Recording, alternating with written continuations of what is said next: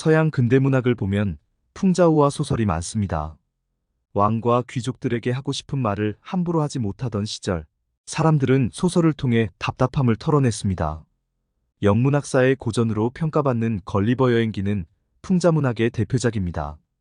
저자인 조너선 스위프트는 소설가이자 성직자였는데요. 당시 정치계의 거물이었던 템플경 밑에서 비서 생활을 하면서 정치에 대한 꿈을 키운 정치 꿈나무이기도 했죠.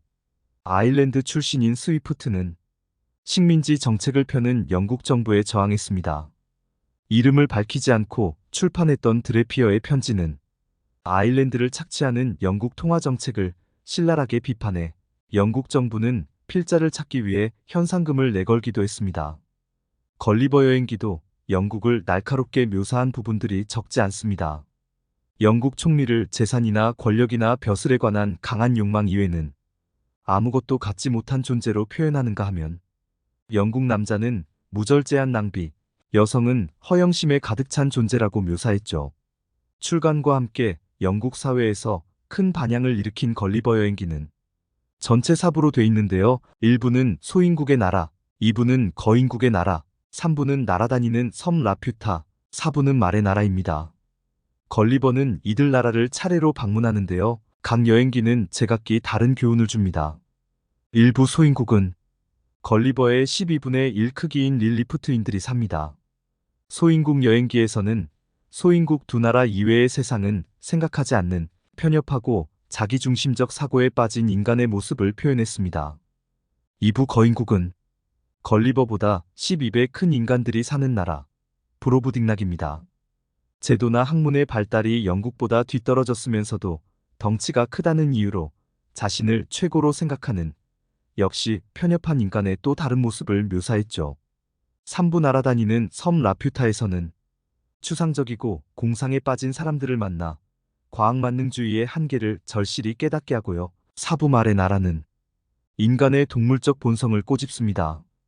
인간은 모든 짐승 중 가장 교육할 수 없는 동물이라며 인간은 이성적이라는 거만한 편견을 깨버리죠.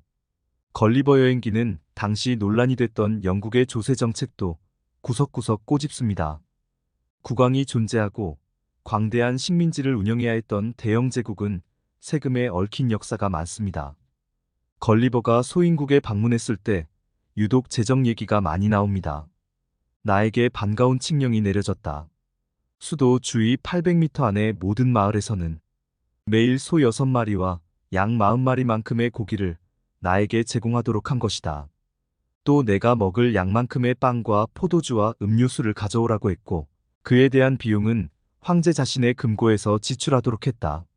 황제는 좀처럼 신하들에게 세금을 징수하지 않았고 자신은 자기 영지의 수입으로 생활했다.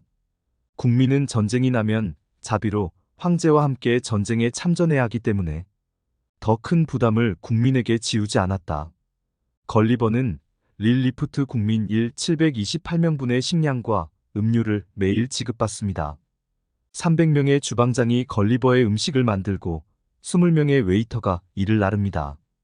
셔츠를 만드는데 200명의 여성, 300명의 재봉사가 동원됩니다. 걸리버는 그 대가로 릴리프트가 적국 블레푸스크와의 전쟁에서 승리하도록 돕습니다. 하지만 재정장관은 걸리버로 인해 국가 재정이 고갈될 위기에 처했다며 걸리버를 죽이자고 왕에게 건의합니다. 그런데 걸리버 여행기가 쓰여질 당시 영국의 조세제도는 왜 논란이 됐던 걸까요? 조세의 원칙에 어긋나는 세금 징수가 넘쳐났기 때문입니다.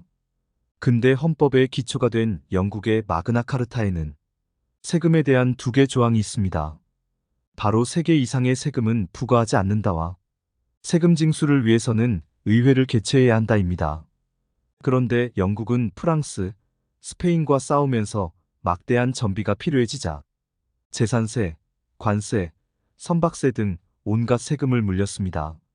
스위프트가 살았던 1600년대 후반에서 1700년대 초반에는 가정의 화로 숫자와 창문의 숫자에 따라 세금을 매기는 화로세와 창문세도 있었죠. 영국의 과도한 세금 징수는 식민지의 반발을 불러오기도 했습니다. 그 대표적인 전쟁이 미국의 독립전쟁입니다.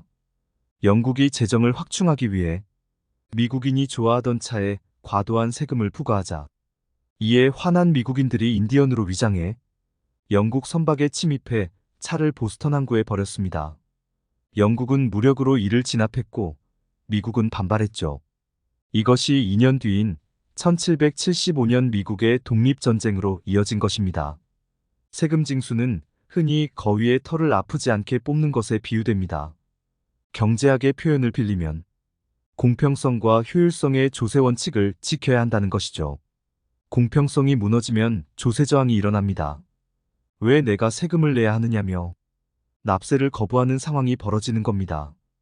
공평성에는 편익 원칙과 능력 원칙이 있는데요. 정부가 제공하는 공공재와 서비스를 통해 얻어지는 편익만큼 세금을 내야 한다는 것이 편익 원칙이고, 세금을 많이 낼 수 있는 사람이 많이 내야 한다는 것이 능력 원칙입니다.